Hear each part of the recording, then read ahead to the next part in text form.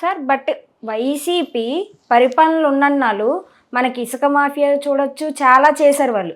కానీ ఇప్పుడు వాటన్నిటినీ మించి ఇంకొక మాఫియా ఒకటి వెలుగులోకి వచ్చింది రీసెంట్గా. ఎర్ర చందనం అర్ధరాత్రిలో అడవులను కొట్టేసి రాత్రికి రాత్రి తరలించుతూ అడ్డంగా దొరికిపోయారు. అయితే ఇందులో ఒక ఇంట్రెస్టింగ్ పాయింట్ ఏంటంటే అక్కడ చెక్ పోస్ట్ దగ్గర మిథున్ రెడ్డి పేరు చెప్తే వదిలేస్తున్నారంట. అంటే వైసీపీ ఎంత బాగా అక్కడి దాకా పాకింది అనేది ఇప్పుడు టార్గెట్గా మారిపోయింది. దీన్ని మనం ఎలా మాట్లాడొచ్చు అంటారు? అసలు పాకటమే ఉంది. ఇప్పుడు మిథున్ రెడ్డికి ఇన్ఛార్జ్ ఇచ్చారు. ఇతను ఒక సినిమాలో చూస్తాం కదా, ఒక బాస్ లాగా అనమాట. చీఫ్ మినిస్టర్ అయిపోయిన వెంటనే పోయిన ఎలక్షన్లకే విశాఖపట్నంలో వీళ్ళు ఈ కడప వాళ్ళు అందరూ వచ్చి అసలు ఈ కడప సామ్రాజ్యాన్ని పక్కన తీసుకొచ్చి కాళ్ళు నరికిపడేయాలి. వీళ్ళు ఎవరంటే ఈ పక్క వచ్చి చేయడానికి. అందులో కడపలో వాళ్ళ గురించి అందరికీ బ్యాడ్ నేమ్ వస్తుంది. నీ కడప ఫ్రాక్షన్ రాజకీయాలు ఇక్కడ తీసుకొస్తే they will shoot. Civil war వస్తుంది. సివిల్ వార్ వస్తే మొత్తం కాల్చి పడేస్తారు. Not correct. అది ఇప్పుడు అర్థమైంది నాకు, చాలా లేట్గా అర్థమైంది నాకు. వాళ్ళు విశాఖపట్నంలో పోయిన ఎలక్షన్కే అట ఇంకొక 10 days ఆగండి ఏం చేస్తాం విశాఖపట్నాన్ని. అప్పుడు వాళ్ళు గెలవలేదు, వాళ్ళు భద్ర కూడా ఓడిపోయింది ఆ టైంలో. ఇప్పుడు గెలిచారు. గెలిచిన తర్వాత డెఫినెట్గా చేసేది ఏంటి, ఆ ప్రజలకి 1,00,000 కోట్లు వేస్తాడు అంతే. మిగతా 1,00,000 కోట్లకి సంబంధించి ఇంకో 5-6 లక్షల కోట్లు సంపాదించుకోవడం వదిలేశాడు. దానికి ఒక్కొక్కరిని ఒక ఇన్ఛార్జ్ ఇచ్చాడు, ఒక్కొక్క రెడ్డికి. వాళ్ళ కమ్యూనిటీ కాబట్టి ఆడెవడో మిథున్ రెడ్డి అన్నవాడు అతనికి వస్తే ఫస్ట్లో ఎయిర్పోర్ట్లో గొడవైంది అతనికి. ఫస్ట్లో రేణిగుంట ఎయిర్పోర్ట్లో. అప్పటి నుంచి అతని గురించి చూస్తున్నాను. అతను ఈ అవినాష్ రెడ్డి వీళ్ళంతా బాగా ఇతను కావాల్సిన వాళ్ళకి ఒక్కొక్కటికి ఒక సామ్రాజ్యాన్ని ఇచ్చాడు. మీరు ఇలా చేస్తే ఇక్కడ నాకు ఒక 1000 కోట్లు వస్తే మీరు ఒక 10 కోట్లు తీసుకోండి ఆ టైపు. అర్థమైందా మీకు? These people are rats, corrupted people, criminals వీళ్ళంతా. అవును, వీడు చెక్ పోస్ట్ వరకు ఒక్కొక్కడికి ఇస్తుంటాడు హైయర్ అఫీషియల్కి. నేపాల్లో ఎప్పుడు అడుగు తింటూ ఉంటుంది కదా. నేపాల్లో ఏముంది, నేపాల్లోనూ ఇది ఇటువంటి రూట్ చేయడానికి పనికి వస్తుంది. గాంజా, ఈ డ్రగ్స్ అని అక్కడి నుంచి మెక్సికో నుంచి అక్కడ రావడానికి అదొక అడ్డా. అక్కడికి వెళ్ళి అమ్ముకోవచ్చు, బంగారం అమ్ముకోవచ్చు, అవి అమ్ముకోవచ్చు, ఇవి అమ్ముకోవచ్చు, టిబెట్ నుంచి వచ్చిన డైమండ్స్ అమ్ముకోవచ్చు. అదొక మా అడ్డారి దేశం, అది చిన్న దేశం. మన మీద ఆధారపడిలా ఉంటుంది అనమాట. మన వెళ్ళదు అప్పుడు పడిపోతుంది కిందకి. నేపాల్ ఇంత ఉంటుంది అంతే కదా. ఆ పక్కన వెళ్తే కొరికెత్తలేడు చైనా. ఈ పక్క వస్తే కనీసం కొంచెం ఉద్ధం జరణం గచ్చామి అంటారు కాబట్టి ఈ పక్క వస్తారు. వాళ్ళు అలాగెలా సంపాదించుకోవడం తప్పితే అక్కడ ఉన్న రాజు ఫ్యామిలీని చంపేశారు.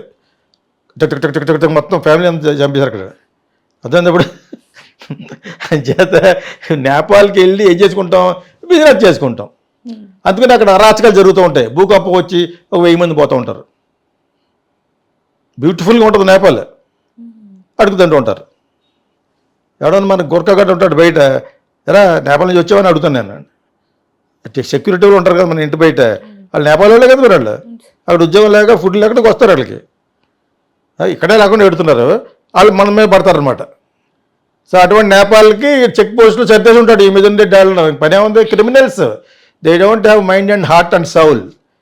ఆత్మ లేదు వాళ్ళకి. ఎలా ఉంటారు, ఫ్రాక్స్టిస్టులు కూడా తిరిగే వాళ్ళకి ఫ్రాక్స్టిస్టులు బుద్ధులు రాకపోతే ఏమొస్తాయి. ఎంత జీబర్తో వాడతారు వాళ్ళు అవసరమైతేనే.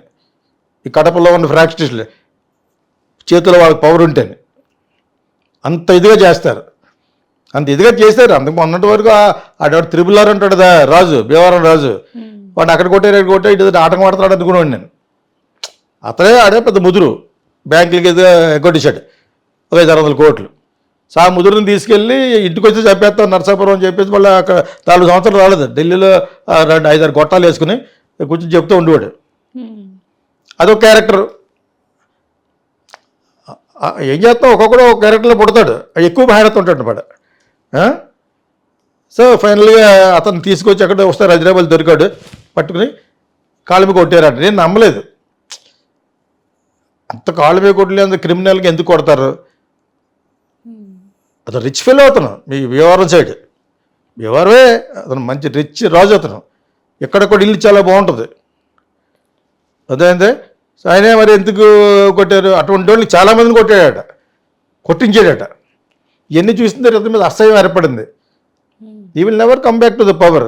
కాబట్టి ఈ పక్క వాళ్ళు కూడా జాగ్రత్తగా నిలబెట్టుకోవాలి. ఇప్పుడు నేపాల్ చెక్ పోస్టులో ఆడి పేరు చెప్పి ఇటు చెప్పారు, పెద్ద ఏముంది, ఓ 100 చెక్ పోస్టులో పాడేస్తారు 5-6 కోట్లు, ఏముంది, పైసమే పరమాత్మ కదా. అక్కడెందుకు, ఇక్కడ కూడా అంతే వెళ్ళిపోతాయి. తమిళనాడు వెళ్ళిపోతాయి, కర్ణాటక వెళ్ళిపోతాయి. ఎవరు కూడా వెళ్ళొద్దు. వీరప్పన్ 40 సంవత్సరాలు బతికేసాడు అలాగా ఎదవేసలు వేస్తూ, because of Karnataka ministers and Tamil Nadu ministers. వాళ్ళు అతను పెంచి పోషించారు. లేకపోతే అడవుల్లో వాడు కూర్చుంటే వాడిని చంపలేరా? నేను ఆ రోజులో అనివ్వండి 30 ఏళ్ళ క్రితం ఎంత సిగ్గుసేట్ అంటే, ఫస్ట్ బ్లడ్ చూడండి, silver star star movie, helicopter మంచి వెళ్ళి కాల్ చేయొచ్చు. సినిమా చూస్తున్నారు కదా, ఎందుకు చూసి ఏంటి సుఖం? కారులో వెళ్ళి ఐపీఎస్ ఆఫీస్ వెళ్ళి చంపడతారా? సిగ్గు ఉందా మీకు అసలు?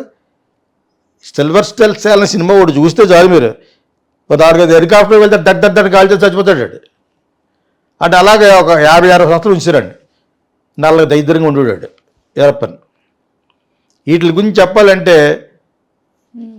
తమిళనాడులో ఉన్న క్రిమినల్స్ గురించి, కర్ణాటకలో ఉన్న క్రిమినల్స్ గురించి చెప్పాలంటే ఒక వ్యక్తి ఉన్నాడు, అతనికి ఒక మ్యాగజైన్ ఉంది, మన గురించి కూడా చెప్తాడు. నకిరన్ అతని పేరు, నకిరన్ గోపాలన్ అతని పేరు. ముసలి పెద్దవాడు అయిపోయాడు ఇప్పుడు. నకిరన్ గోపాలన్ ఒక్కడితోటే మాట్లాడేవాడు వీరప్పన్ ఆ రోజుల్లో కూడా. నకిరన్ గోపాలన్ అతను ఒక రియలిస్ట్, నాలా మాట్లాడేవాడు అనమాట. సో అతను తెలీదా, అతను చూడడం రేడియో వంట, అప్పుడు టీవీలు లేవు కాబట్టి రేడియో వింటాడు. నకిరన్ గోపాలన్ కూడా అలా ఉంటాడు, రౌడీలాగా ఇలా మీసాలు పెట్టుకుని. తమిళనాడులో అలా ఉంటారు కదా. అతనితో ఫోన్ చేస్తే నకిరన్ గోపాలన్ ఒకరిని పంపించండి అనేవాడు కరుణానిధిని, ఎవరు గమనించిన మహాన్నని. మరి నకిరన్ గోపాలన్ వెళ్తున్నప్పుడు ఐపీఎస్ ఆఫీసులు వెళ్ళలేరా? మరి అంతకాలం ఎందుకు పట్టింది దాన్ని చంపడానికి? ఇవన్నీ వింటే అసలు నేను వింటే మీకు అర్థమవుతుంది. వాడిని చంపడానికి అన్ని సంవత్సరాలా? ఎందుకు సంవత్సరాలు? ఎక్కడికక్కడే నొక్కేసేవారు మినిస్టర్లు. అర్థమైనప్పుడు మీకు ఒక రోజు 2 రోజులు కదా, అలాగా 60 సంవత్సరాలు. వాడు 70 సంవత్సరాల నుంచి చచ్చిపోయాడు. So the most superstar NT Rama Rao కంటే ఫేమస్, శివాజీ గణేష్ ఫేమస్, రాజ్ కుమార్ని పట్టుకెళ్ళిపోయి సంవత్సరం ఉంచుకున్నాడు అక్కడ. డైరెక్ట్గా ఇంట్లోకి వెళ్ళిపోయి పట్టుకెళ్ళిపోయారు ఆయన్ని. పట్టుకెళ్ళిపోయి మళ్ళీ ఆయన సినిమాలో చూసేవాడు కదా, తమిళనే. మరి రాజ్ కుమార్ సినిమాలు చూడకుండా ఎవరు ఉంటారు? ఆయన సినిమాలు చూసి బతుకుంటే ఆయన కూర్చోబెట్టి ఆయనతో భజన చేస్తూ ఉండేవారు అనమాట. ఆ పాకలో కూర్చోబెట్టి ఆయనకి ఏం కావాలో అవి పెట్టి, అంతకంటే హాని చేసేవారు కాదు. కాబట్టి అక్కడ ఏముంటుంది కన్వీనియంట్గాను, ల్యాబొటరీ కూడా ఉండదు ప్రాపర్గాను, అడివది. అలాగే ఎంతకాలం బతికేది. దాని తర్వాత ఇంటికి వచ్చిన తర్వాత కొంతకాలానికి పోయారు ఆయన. Super star, real super star of India అతను. ఇంత మాట అంటే హేతారు అతను ఏమన్నా అంటే రాజ్ కుమార్. అదే ఇప్పుడు ఉన్నారు కదా శివరాజ్ కుమార్, పునీత్ రాజ్ కుమార్ వాళ్ళ ఫాదరు. చాలా గ్రేట్ ఫీల్ ఆయన సింగరు, యాక్టరు. అటువంటి ఇంటికి తీసుకెళ్ళిపోయి, ఇంటికి వెళ్ళి డైరెక్ట్గా కారుకి తీసుకెళ్ళిపోయారు. దాని పక్కన అడవిలు ఉంటాయి, అడవిలో ఉంటాడు వీరప్పన్. తీసుకెళ్ళి అన్యాయం చేయలేదు, కూర్చోబెట్టి ఆయన గౌరవించారు. మీకు ఆయన గౌరవం ఇస్తారు. ఆయన మనిషి కూడా మంచివాడు ఆయన రాజ్ కుమార్. నాట్ లైక్ ఎన్టీ రామారావు ఉండాలి. ఆయన చాలా మంచివాడు, మంచి బాగా పాడతాడు, గ్లామరు, హీరోయిన్స్లో సూపర్ స్టార్ అయినా. అంతకుమించి ఏం చేయలేదు. కాకపోతే చాలా కాలం ఉంచుకున్నాడు. ఆయన డిమాండ్లు గవర్నమెంట్ ఒప్పుకునే వరకును వీరప్పన్. మరి అతన్ని ఆ మాత్రం పట్టుకోలేరా? ఇంత పోలీసింగ్ ఉంది, ఇంత పోలీస్ సిస్టమ్ ఉన్నప్పుడు ఇన్ని సినిమాలు చూస్తారు, ఇన్ని ఇంగ్లీష్ సినిమాలు చూస్తున్నారు. ఇది నగ్న సత్యాలు అన్నమాట. ఇవన్నీ కూడా ఆ రోజుల్లో ఇంత మీడియా లేనప్పుడు కూడా బాగా చెప్పింది నకిరన్ గోపాలన్. ఆయన పేరు నకిరన్ అనే పుస్తకం ఒకటి ఉంది. అందరూ మెడ్రాస్లోను, ఇటు సైడ్ ఫిల్మ్ ఇండస్ట్రీలోను, పాలిటిక్స్లోను ఎక్కడెక్కడ ఏం జరుగుతుందో అన్నీ చెప్పాలంటే అతనే. చెప్పే ముందు ఆ మ్యాగజైన్లో రాసేవాడు, వచ్చే ముందు పోస్ట్ చేస్తాడనమాట. మెడ్రాస్ స్ట్రీట్స్లో, మెడ్రాస్, మధురై అన్ని చోట్ల అమ్ముడైపోతుంది. I like him. నిజాలను నిర్భయంగా చెప్పేవాడు అనమాట. ప్రతి రాజకీయ పార్టీ అతనితో సఖ్యతగానే ఉంటారు, వాళ్ళు బండాలను రాసేస్తాడు. అదేప్పుడు మీకు మరి ఎవరేం చేయలేరు. అతని దగ్గర బ్రహ్మాండ సైన్యం ఉంటుంది. ఇప్పుడు social media has become to that extent. వాళ్ళు కూడా ఏంటి, కొంచెం నిజాన్ని కొంచెం నాలెడ్జబుల్గా చెప్పే నాలాంటి వాళ్ళు ఎక్కువ మంది వస్తారు. ధ్రువరాతి అని వచ్చారు. ఇప్పుడు అతను అరెస్ట్ చేయడానికి చూస్తున్నారు, మోడీకి ఎగెనెస్ట్గా మాట్లాడుతున్నాడని. అతను ఒక వీడియో పెడితే గంటలో నిన్న మొన్న చూసాను, కళ్ళు చెదిరిపోయినాయి. అసలు 8 బిలియన్ పీపుల్ చూశారట. 20 మిలియన్ పీపుల్ 1 అవర్ మన మిల్లిమిల్లిగా దేక్కుంటూ పైకి వస్తూ ఉంటుంది మన, అంతేనా? ఏంటిది? అతని ఇన్కమ్ ఎంత ఉంటుంది? నెలకి 4 కోట్లు 5 కోట్లు ఉంటుంది. ఎందుకే ఫ్రాన్స్లోనే ఎక్కడ ఉంటాడో ఆ అమ్మాయిని పెళ్లి చేసుకుని ఆ అమ్మాయి హెల్ప్ చేస్తుంది, తన భార్య. ఇప్పుడు అతను అరెస్ట్ చేయడానికి చూస్తున్నారు ఏదో వంకబెట్టి. ఇండియన్ సిటిజన్షిప్ ఎందుకనే, ఈలోగా బ్రిటిష్ సిటిజన్ అయిపోతే ఏం చేయలేరు. ఇదే ఉంటుంది, అతనికి అన్నీ తెలుసు. అక్కడ కూర్చొని చేస్తాడు, టీం ఉంది అతనికి. చూడండి ఎప్పుడు ధ్రువ్ రాతే అంటారు దాన్ని, అతన్ని ధ్రువ్ రాతే అని. నిన్న మొన్న 8 కాదు అసలు, నాకు కొంచెంసేపటికి దేకేశాను. 8 మిలియన్ 80 మిలియన్ చూశారన్నమాట. గవ్వవేలో బ్లాక్ కాఫీ తాగేశాను, నాకు మత్తుపోయి. అంటే ఇటువంటి వాళ్ళు కూడా ఉన్నారండి. అంటే హిందీలోనే మాట్లాడతాడు, ఇంగ్లీష్ కూడా మాట్లాడు. నేను స్టేటస్లో పెడతా ఉంటాను, పెట్టాను ఐ లైక్ హిమ్ అని. చూసావా? ఎవరు చూసుంటారు, ఫేస్బుక్లో పెడతాను, అక్కడ పెడతాను. యంగ్ ఫెలో, నాకంటే 10-20 ఏళ్ళు చిన్నవాడు ఉంటాడు. So social media should help the governments. ఆడెవడ వచ్చాడట, ఆడెవడ యాప్స్ కొనుక్కోమన్నాడు, ఆడెవడ ఉన్నాడు ఈ మధ్యన. ఆడి గురించి కూడా నేను బాగా ఎందుకు చెప్పానంటే తప్పేటని. ఇన్ఫ్లుయెన్సర్లు అందరినీ ఇంటికి తీసుకెళ్ళి వాళ్ళు భోజనం పెట్టాడు, వాళ్ళతో పాటు భోజనం చేశాడు మోడీ గారు. ఆ ఇన్ఫ్లుయెన్సర్ గురించి బ్యాడ్ మాట్లాడుతూ మన ఎవడో వచ్చాడని చెప్పారు, ఆయన ఎవరో పేరు మర్చిపోయాను. అది కొంచెం మన దాంట్లోనే మాట్లాడాను. యాప్స్ అమ్ముతారా అని చెప్పేసి పెట్టారు కదా, తప్పేలో ఏం చెప్పాను. ఆడ స్మార్ట్నెస్ అది. నేను ఎవడు కొనుక్కోమన్నాడు, నేను ఎవడ ఆత్మహత్య చేసుకోమన్నాడు, చేసుకున్నాడు. దానికి ఎగ్జాంపుల్ చెప్పాను, లాటరీ టికెట్ ఉంటుంది కొంటావు, అలా సంవత్సరం కొంటావు, 1,00,000 అప్పు చేసి లక్ష నీకు వడ్డీ అవుతుంది, ఫైనల్గా రాదు, ఆత్మహత్య చేసుకుంటే. ఎవడు ఎన్ని లాటరీ వెళ్తావు కేసు నువ్వు? నేను ఎవడు కొనమన్నాడు, నిన్న ఎవడు వెళ్ళమన్నాడు గుర్రాల పందాలకి, ఎవడన్నాడు పబ్స్కి, ఎవడు వేసుకోమన్నాడు డ్రగ్స్, ఎవడ చిన్న పిల్లవడం వెళ్ళి పెడితే కొరగా లేకపోవడం లాగొడగలని, ఏవి లేకపోతే సూసైడ్ చేసుకోవడం రేటు వేరే. ఎన్నో ఉంటాయి ప్రపంచంలో, ఎన్నో బిజినెస్లు ఉంటాయి. ఎవడ గేమ్ ఆడిది, ఎవడ గేమ్ ఆఫ్ లైఫ్ ఆడిది. ఇక్కడ ఈ డెమోక్రటిక్ కంట్రీలో ఇది చేయకూడదు. చైనా ఏముంది, నువ్వు పెరుగు ట్యాక్స్ కట్టి. నా కళ్ళ ఎదురుకుంటే పెరిగిపోయింది అది 30 సంవత్సరాల్లో. కళ్ళు చెదిరిపోతాయి సిటీస్ చూస్తేనే. చైనా మనం ఆ రేంజ్కి వెళ్ళాలంటే ఎంతో టైం పడుతుంది. చైనాలో తయారైతే చాలు. ఇది మోడీ గారికి వయసు అయిపోయింది, వీళ్ళందరికీ వయసు అయిపోయిన వాళ్ళు ఉండకూడదు. అందుకనే యాక్చువల్గా యంగ్స్టర్సే ఉండాలి ఈ ప్రైమ్ మినిస్టర్ జాబ్కి. 50 సంవత్సరాల వాళ్ళు ఉండాలి. ముసలు లేకపోతే కృష్ణారామ పోతే పోయింది నొక్కరా అన్నాడు అనుకో, వాడు ఆడంబాబు నొక్కేస్తాడు. అదేవిధప్పుడు యువకులు పోతారు. బాధ్యతగా ఉండాలంటే యంగ్ పీపులే ఉండాలి in the seat of prime minister or home minister. అదేవిధప్పుడు సో మనం ఎక్కడి నుంచి అక్కడికి వెళ్ళినా కూడా తెలుసుకోవాలి కాబట్టి చెప్పాను నేను ఆల్ దీస్ థింగ్స్. నేపాల్ ఏంటి ఇంకేంటి, ఏ కంట్రీ ఇక్కడ మనకు తెలిసిన నేపాల్, లేకపోతే మళ్ళీ కూడా ఎవడో అంటాడు. ఇంత దోచేశారనమాట. గవర్నమెంట్ డబ్బులు మటుకు ముట్టుకోకుండా చాలా వరకు ప్రజలకు వేసాడు రిటైర్మెంట్ ప్రోగ్రాంలో. అది ఒకటి చాలా అనుకున్నాడు అతను. మిగతా ఇసుక దందా, ఇది డ్రగ్స్ గంజా మొత్తం చేశారు బిజినెస్ వాళ్ళు. అదేందా వీళ్ళు కల్పిస్తున్నారేమో తెలుగుదేశం వాళ్ళు అలా పుట్టిస్తారు అనుకునేవాడిని కాదు. నేనే పొరపడ్డాను. వాళ్ళకి తెలుసు, చాలా తెలుస్తుంది. చంద్రబాబు నాయుడుకి 2 సార్లు చేశాడు, 40 సంవత్సరాల నుంచి పాలిటిక్స్లో ఉన్నాడు.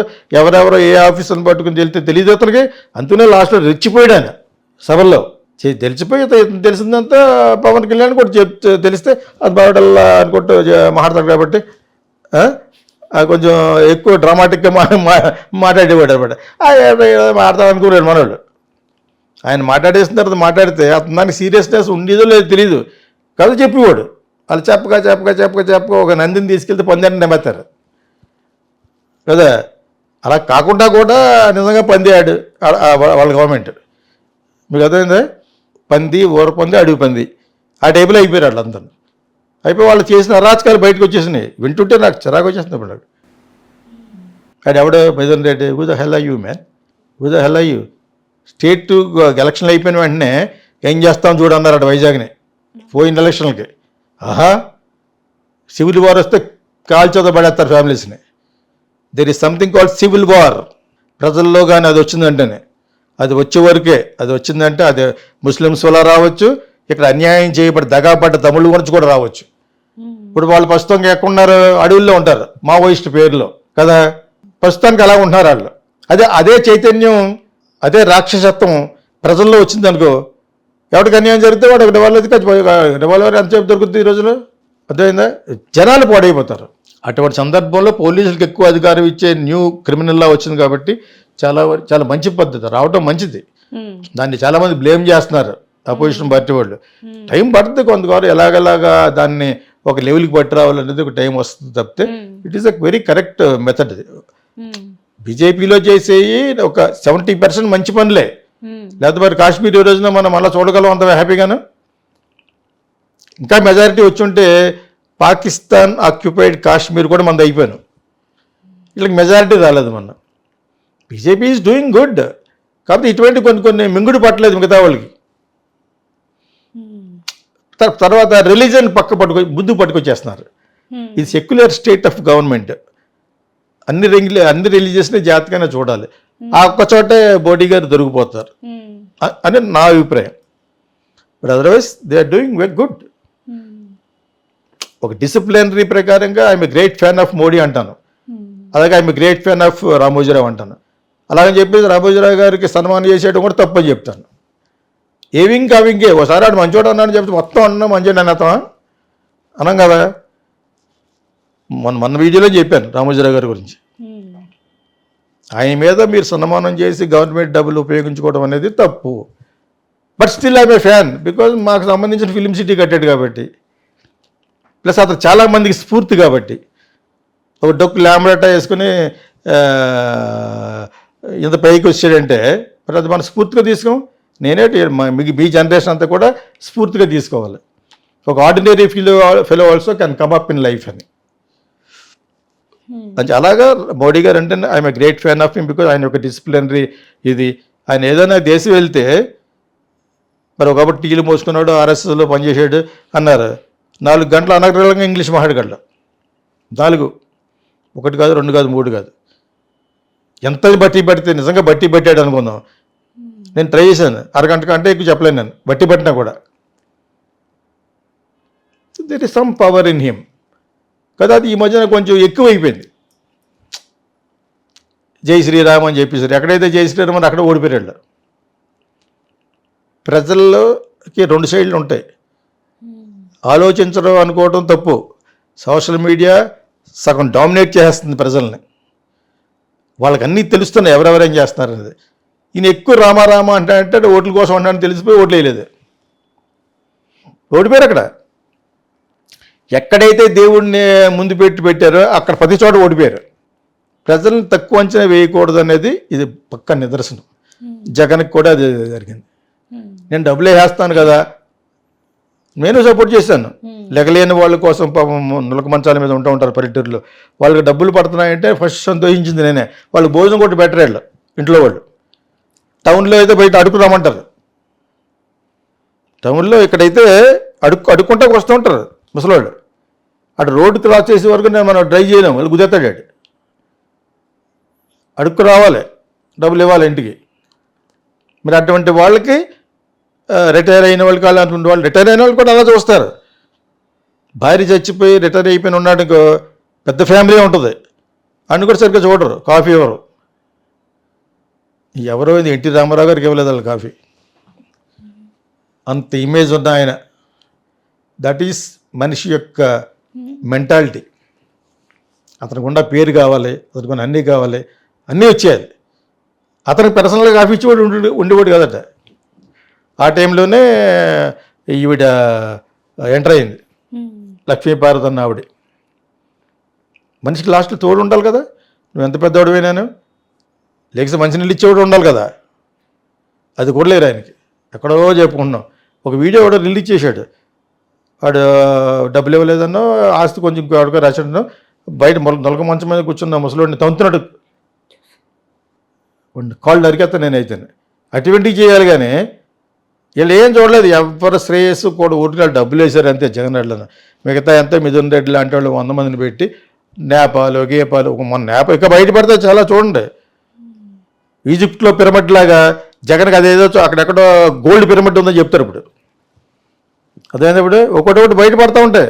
ఏం చేసుకుంటాడు చెప్పారు కదా ముఖేష్ అంబానీ గురించి. ఏం చేసుకుంటావు నువ్వు? కాకపోతే